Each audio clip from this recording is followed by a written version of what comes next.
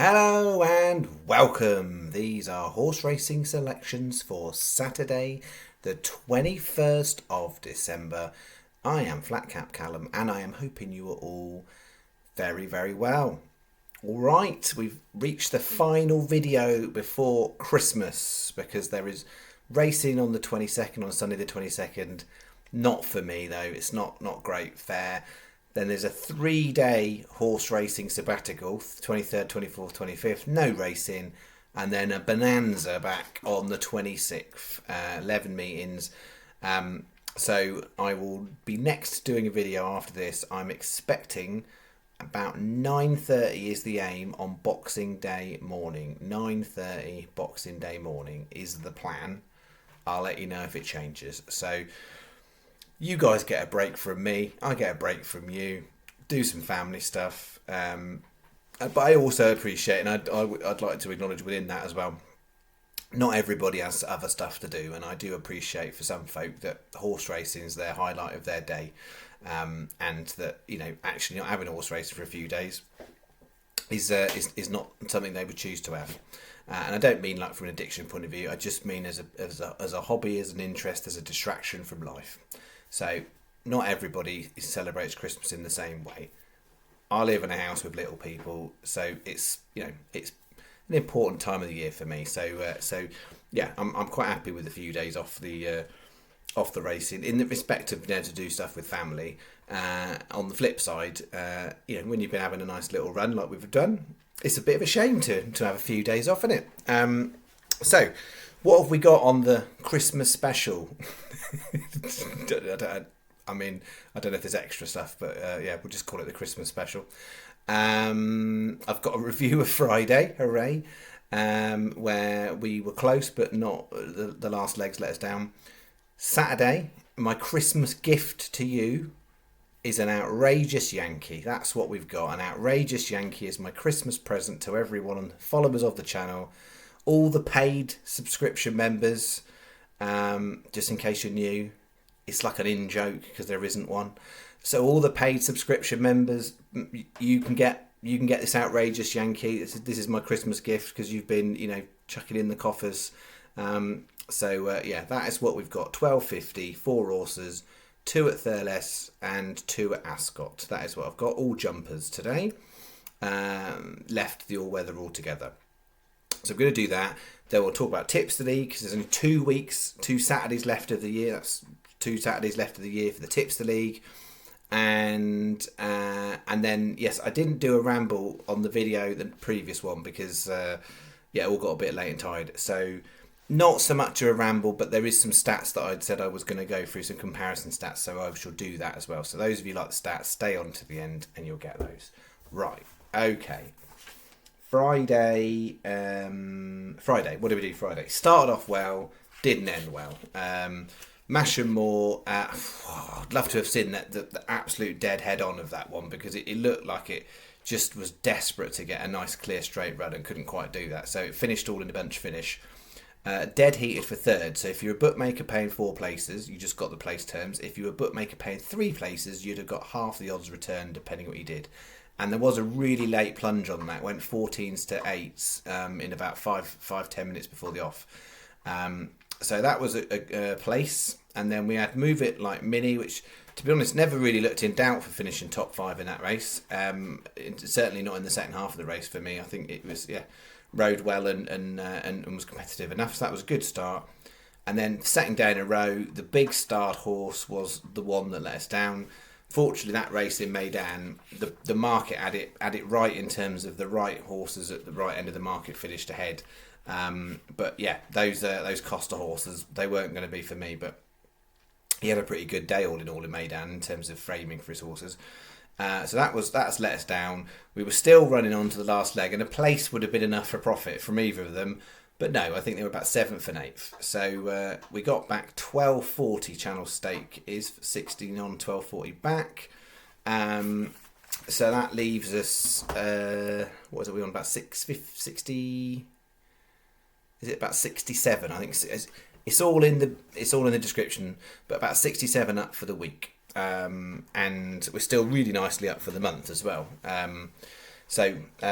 yeah, we generally could lose everything I do up until the end of the year now, the last few days, and we would come out December ahead still.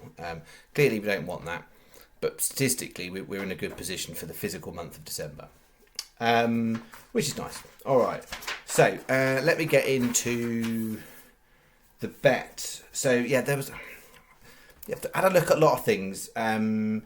And yeah, there's a bit of puntiness going on here, but I have got 4 horses hit star, and I'll go through it. Here we go. This could be absolutely 4 floppers here who just don't frame at all, and we could be walking away with losing our £12.50, or we could have a very Merry Christmas if we get at least 3 of these connecting.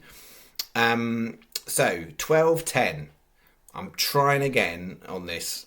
I wasn't sure I was going to, but I've looked it through and it came out as 1 star. Last time we backed Important Message, it didn't come out as a star. I put it in as a punty 100 to 1. There's 50s in places. It's definitely a punty 40 to 1. Now, what am I doing with this horse? It's a 12-year-old horse. We backed it second time for the new trainer. Bear in mind, this will be the 3rd time it's run for the new trainer. It ran like once last year. So it's really not had a lot of racing the last couple of years, and it's a 12-year-old, so they're still trying with it. Things I find interesting about the horse. This is a chase. It was on hurdles before. Its best stuff has been hurdles rather than chases, but it didn't look terrible on chases. There's a great selling point. Harry Sexton's riding it, and I quite like Harry Sexton on a long distance chase race. I think he, £7 claimer, but I think he's good for it in that sort of situation. So that's an interesting jockey booking on it. Now, clearly, I'm not looking at this horse thinking it's an absolute hidden lurker, it's going to win. But I think it needs to be run a bit more prominently than last time, because I held it up a little bit more. And Thurles is definitely a track where I'd rather be on a horse up with the pace, because it's a bit tight, and actually making up ground near the end is pretty tricky. So I think I'd much rather be up with the pace. So I don't want it hanging out the back like last time. I'd rather at least mid-division. But it's £10 lower handicap mark than the hurdles mark. And last time when we backed it, I think it was 10th. And it was sort of about mid-pack, but it wasn't a million miles away from framing, about 7 lengths. So £10 less on the chases. It needs to still show it's improved. It's improved. I mean, it's not improving as a 12-year-old, but it needs to show that it's sort of coming on a little bit for the runs it's had. But I looked through the rest of the race and I was like, God, it's pretty awful. Like, there's a lot of horses you just think, I can't see how that would win. I can't see how that would win. Something's got a frame, and at the moment it's 5 places, 16 runners. Probably there'll be a non-runner, so it's probably going to be 4 places, but Summit's got to finish in the top 4, and I couldn't see a clear argument for almost anything. So I was like, do you know what? This horse has got enough back form. They keep trying it. Harry Sexton, £7 could be helpful. It's absolute featherweight. I think it's off 10 stone in this race. So yeah, we will try a punty on Important Message again. Then we're going 2:30 Thurles, Dark Note. This one absolutely has got potential. Never ridden at Thurles, but it is a prominent runner, which is absolutely what I'd want in that, and it's 2 miler as well, so they're going to go a bit faster. It needs to bounce back. The last few runs have been a bit ropey, but before that, it was competitive. Now, the thing with both of these horses is they're going to be better. The gooder the ground, the better. And its current going is good, but there's definitely some rain about. So it depends. If it ended up going soft, I think they'd probably pull, certainly potentially pull that one out. And last time as well, that was another negative actually against it last time. The ground did come up a bit softer, I think. So I'd want better ground for both of them. That would be less of a worry, but I'd prefer it. And yeah, it's very capable of that handicap mark. It just needs to show that the last few runs, that it's kind of got over whatever the problem was, because it was so bad. It sort of either runs well or bad, nothing much in between. So we'll see how we go. They're definitely both punties, but Important Message 40s, Dark Note 33s. Then we're going on to 3 o'clock Ascot, 2 for gold. That's been on my team sheet for the last 4 days. When I started looking across at what was happening on Saturday, it's gone down to 8 runners, and I do have a worry that might even go to 7 runners on that one. I think it depends on what happens with the rain there and some of the other runners. So dead 8 runners would be great, because I think that's really good value at 16s for a frame chance. Runs very consistently over Ascot, 3 miles. Yeah, there's a couple in there, and you're going to look at some obvious ones that will definitely be, people will be interested in at the top of the market. And it's not like I'm looking at those going, I've got potential niggles against them. But 2 for Gold's a solid horse, and because it's not progressive in terms of profile, it's an exposed horse, but you know what you're going to get, and it should run its race, and that might be good enough to get in the top 3. So 2 for Gold's in, 2 star, 16 to 1. And then I get to the 3:35 Ascot. I have been over this race many times in the last few days, and I've changed my opinion as I've gone. And yeah, a few days ago that would have been a different horse potentially there. Even last night I looked at it and I was like, there was a good value horse that's now like the odds have shredded. And I've gone back through it all, and I've come and found myself sitting on Tritonic. It won the race 3 years ago, so it's a bit of a push to come back 3 years later. It does like Ascot. It does run dodgy, funny races, but it has run even if you in the last 6 months, it's run enough times to well enough within that, as well as some of the dodgy ones, to show that they still got some of the ability, not all the ability it had, but some of it. So it's about, I think, £6 lower than when it won the race.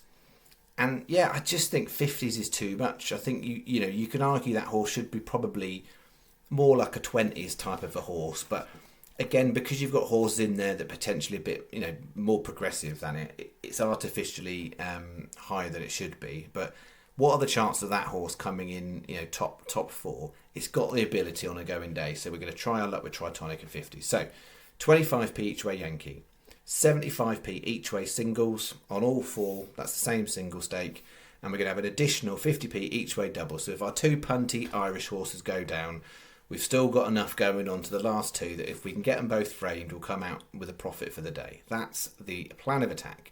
Sky our best for extra places. Then 365 Paddy, Unibet, Betfred, Betway, Boyle Sports.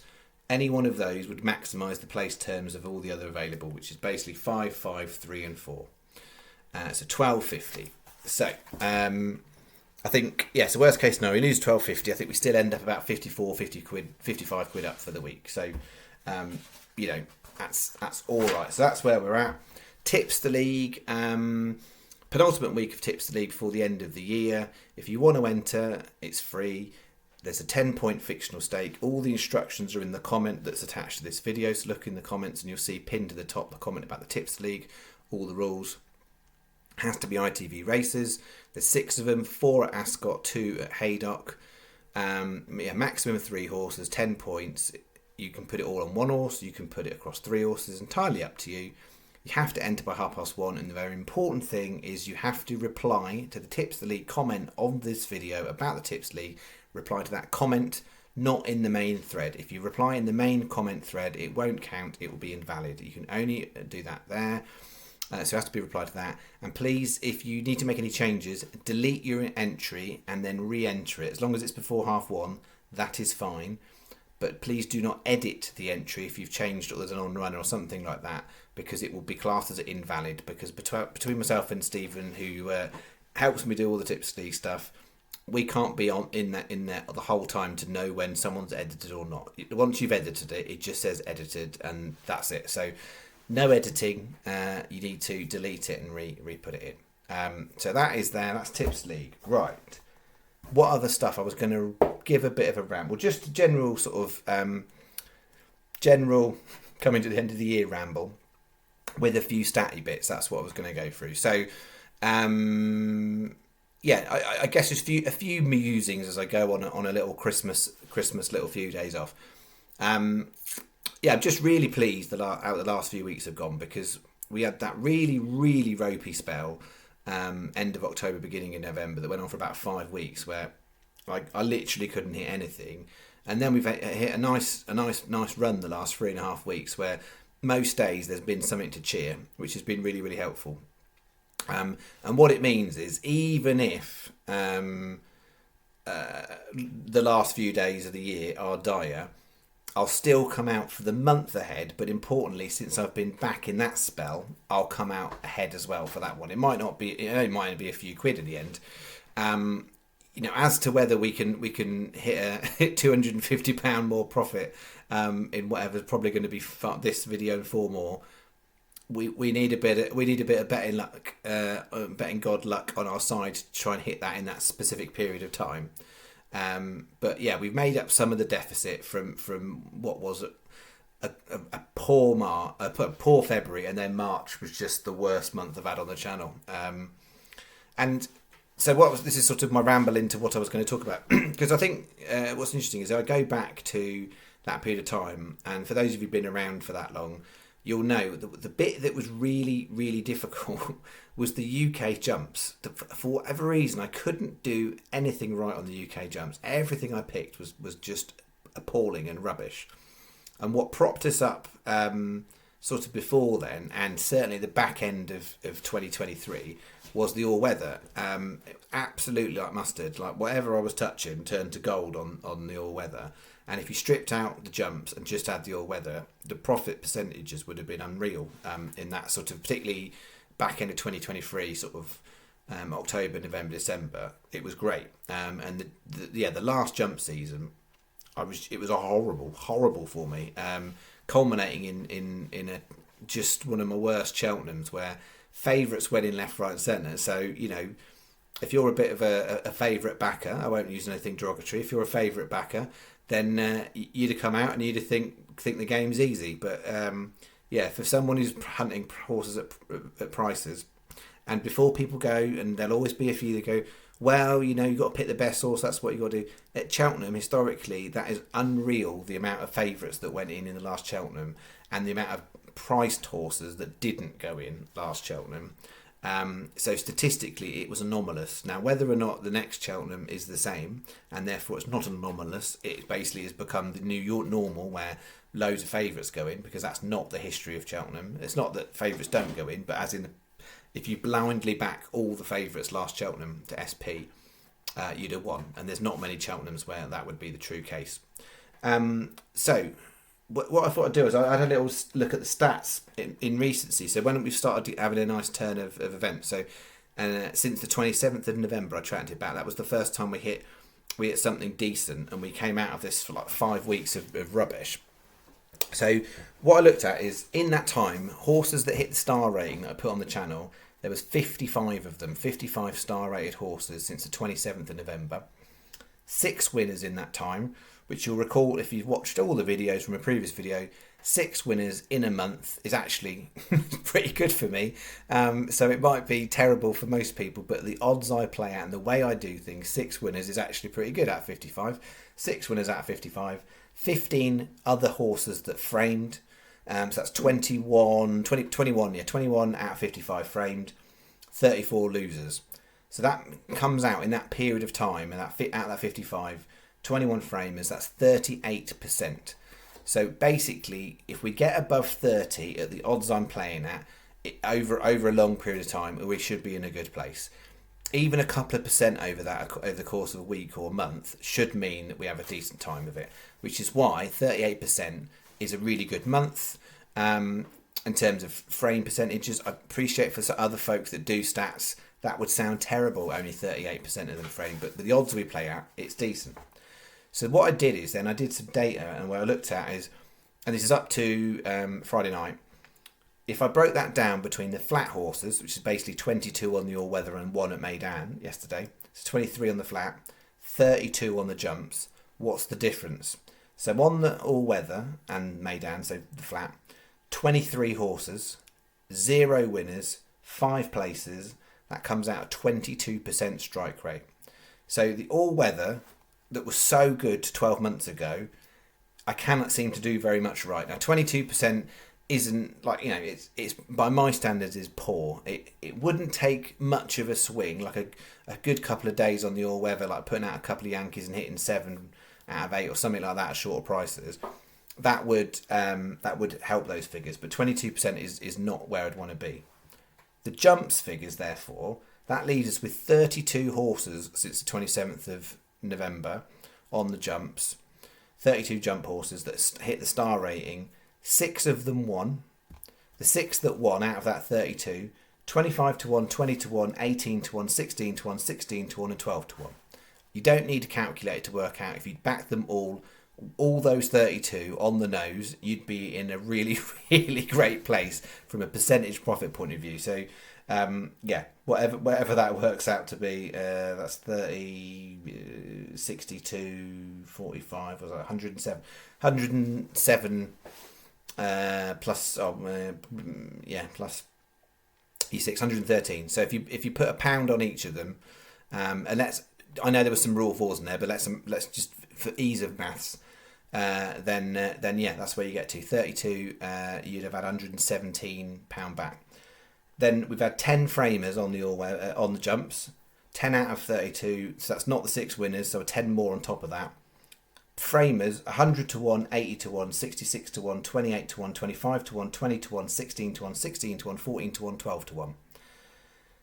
That on its own is pretty decent. You put it together, that's 16 horses out of 32 are framed, 50%. And that, despite the fact the all-weather has been cack for me, the jumps over those 32 horses since 27th of November have hit a 50% strike rate. That in itself is really, really good. When you overlay the fact of the odds I play with, it's absolutely excellent.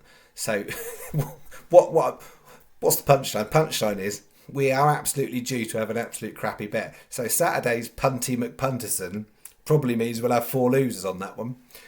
We need two of those to frame to maintain the 50%. So and there'll be some volume going out next week as well. Sort of from Limerick, Leopardstown, Kempton, Chepstow, all that sort of stuff. 26th to 29th. So those stats will go down, but yeah, really, really decent stats, and that's what's helped us basically. The jumps from last year having a terrible season, I've had this little purple patch on the jumps the last sort of 3.5 weeks where it's going great. So long may that continue, or may not. We'll see. All right, that is me. I think I'm going to finish it up there, folks. I'm going to wish you all a very, very Merry Christmas, whatever you're doing, family, with yourself, whatever tickles your fancy over the festive period. It's been a pleasure to have all of you here following. There's some just lovely soul of the earth folk in here every day commenting. I haven't got the time to reply to all the messages. I used to do it when I started.